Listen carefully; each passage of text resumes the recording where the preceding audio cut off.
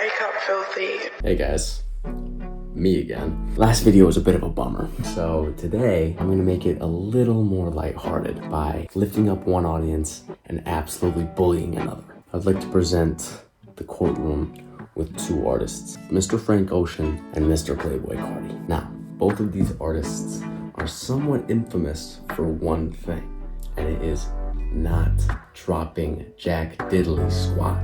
It has been many years since the release of Blonde, and it has been almost about 5 years since the release of Whole Lotta Red by Playboy Carti. However, there's also a difference in their audiences. We all know that Frank has those parasocial audience members that are like, I saw him and I know he's coming back because there was some green in my coffee today. It definitely wasn't mold, and it was Frank Ocean blonde green, and he's coming back in June. Basically, Frank Ocean's top fan base are kind of just conspiracy theorists at this point. But the thing is, they want the music. They want it bad. A lot of Frank fans want music. They're just not conspiracy theorists, but they still want the music. Now let's move over to our boy Carti. It's been less years since Carti's last album drop. Whole Lotta Red was polarizing and just, you'll have to mind me, revolutionary. The difference is, a lot of Carti's fan base doesn't want the album anymore. I go on TikTok and I see these like fake leaks for the album, and half the comments are obviously his meat riders. Oh my gosh, Opium King Vamp, please drop the album, I'm gonna cream my pants. And then there's the other half of the comments where like, bro, you can keep that. And I don't want this video to be a rant, because I want to make a whole other video ranting about Opium fans. But the reason for the difference in Frank Ocean's fans and Carti's fans is that Frank Ocean doesn't make garbage music. When you make an audience wait half a decade for an album drop, your previous work and discography should be pure gold. Now, one of them has done this, and one of them has not.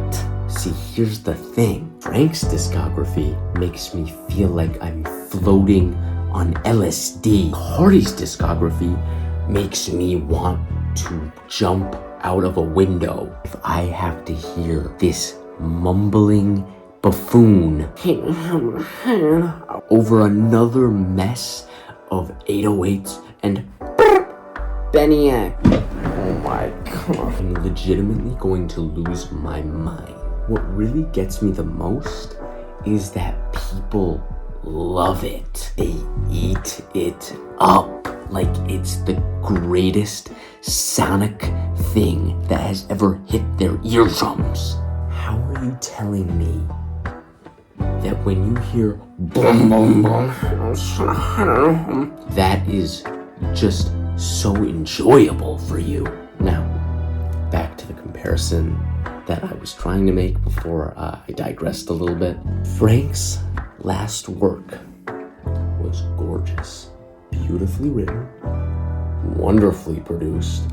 The instrumentals were floaty, his vocals were outstanding, and the replay value on all of those tracks is undeniably genius. And just to back it up, his other work is also amazing. All the singles, Swim Good, Moon River, I could go on. And then there's Channel Orange. Channel Orange has been on my vinyl wish list for so long. Frank has disappeared, and it's tragic. But at least he's left his fans with great things to listen to. Opium fans are going to say that Carti left them with classical symphonies to listen to. And all I can do is just shake my head.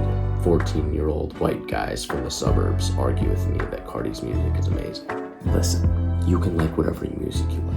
I'm all for that. I like all music. I can even get behind Die-Lit, dopamine beat after dopamine beat. I mean, it's just the sugar going into my ears is insane on that album. But this new stuff, you're telling me that you guys, as a fan base, are surviving and getting sustenance off of a whole lot of red and the horrendous new snippets and singles that have been leaked and teased? They sound like Pop Tropica beats. The only thing that sounds kinda good that I could maybe lift some weights to in the gym is the Evil Jordan.